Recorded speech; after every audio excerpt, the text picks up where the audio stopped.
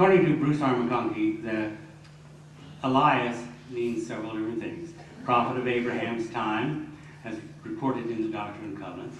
It's the Greek form of Elijah. At least McConkie was smart enough to know that. It's also the spirit and doctrine of Elias, and he gets this from sermons of Joseph Smith. And then there were also the people who held the title of Elias because they were precursors. For example, Christ was an Elias, according to McConkie. The angel Gabriel was an Elias, and of course Gabriel is also Noah. And John the Revelator was an Elias, and also John the Baptist was an Elias. Now, which explanation makes more sense and is more likely? McConkie's, who says Elias is a hitherto unknown prophet of Abraham's time with a Greek name, or maybe Abraham himself, or Melchizedek, and Christ, and Elijah, and John the Baptist, and John the Revelator, and a spirit or doctrine.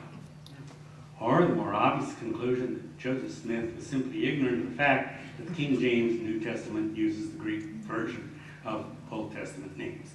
And the moral to this story, I think, is all it takes is one stupid mistake to form the basis for an entire complicated theology and provide for 3 pages of explanation from a Mormon apologist.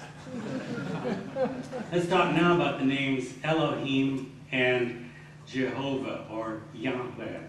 The 4-letter combination, which I'm reproducing here in English from Hebrew, the Hebrew characters YHWH, is never written with the vowels and is usually not even written by pious Jews. And scholars have surmised that it was probably pronounced Yahweh. And it has been transliterated into the English version Jehovah, which is a bastardized name, really. Elohim in the Bible, in the Old Testament, the word means God. It's just the vocabulary word that means God, just like Deus in Latin or Gott in German. Whereas Yahweh is translated in the King James Version as the Lord. I'm sorry, I've kind of misstated that. I emphasized the wrong thing. Elohim in the King James translation, the term Elohim, when it appeared in Hebrew, in the Hebrew version, is translated by the King James translators as God. The term Yahweh is translated by the phrase the Lord. So you can look at your King James Bible and you can tell what the original word was in Hebrew by whether it's God, which means it was Elohim in Hebrew, or the Lord, which means it was Jehovah. There's a passage in Exodus that, and this is my translation literally from Hebrew, and Elohim spoke to Moses and said to him, I am Yahweh, and I appeared to Abraham, to Isaac, and Jacob as El Shaddai, God Almighty. But by my name Yahweh, I was not known to them. Okay? So Elohim and Yahweh are the Jewish God. Hebrew scriptures have also the forms El, which we saw in the last slide, El Shaddai, Eloi or Elohim. Elohim is in form a plural, according to Hebrew grammar. And Jehovah is the name of God. All right? Now, in Mormon doctrine, however, Elohim is the name of God the Father, and Jehovah is the name of God the Son, Jesus Christ. That's a statement of the First Presidency. Thus, once again, Smith assumes that 2 different names must signify 2 different personages. Let's say a little bit more about that. Let's talk now about the terms Christ and Messiah. The Hebrew word Mashiach literally means the anointed one. It's from the verb that means to anoint.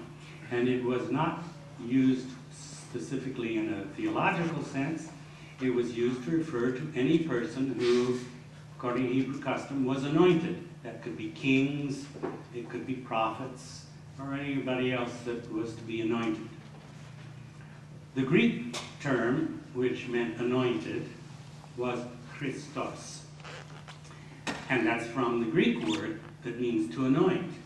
And when the New Testament writers, writing in Greek, came across the Hebrew term Mashiach, they translated it as Christos, which means the same thing, the anointed one. In Hebrew and for Aramaic, by the way, and if you're not aware, Aramaic was the sort of language of the common people that developed about 200 BC, and it was derived from Hebrew, but had similarities to Hebrew, but about the same kind of difference as between King James English and modern English. So if the term or the name Yeshua HaMashiach, which would mean Jesus the Anointed, were to appear in Greek, it would come out as Jesus ho Christos.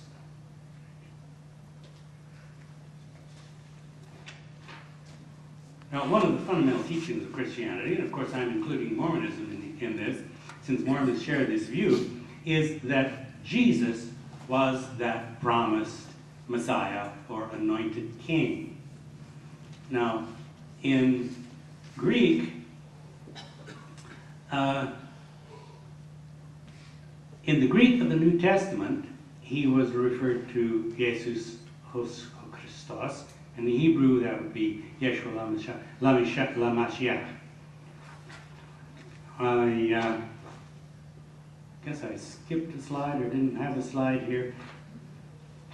It's coming up. Yeah. Several questions arise now when we find the term in the Book of Mormon, which was translated from Hebrew written in Reformed Egyptian, or something like that. We find that the term Messiah occurs 25 times in the Book of Mormon, and the term Christ appears 317 times. And there's a very interesting passage where both terms appear in the same passage, and that's the one on the screen. The Messiah cometh in 600 years, etc., etc., etc., according to the words of the prophets. And according to the word of the angel of God, his name shall be Jesus Christ, the Son of God. Now, linguistically, that has a couple of problems. Putting aside the question, of course, what Old Testament prophets said that the Messiah would be named Jesus Christ? We have to ask what this text must have looked like in Reformed Egyptian, since it's translating two occurrences of the same word, one in the Hebrew form and one in the Greek form. Why? I mean, let's make up the Hebrew word, or the Hebrew word and written in Egyptian, let's say it was cornship. And that word occurs in the gold plates that are being translated. And that passage would then read, according to the words of the prophet, the words of the angel of God, the cornship shall be named Jesus Cornship. Why are they using two different terms?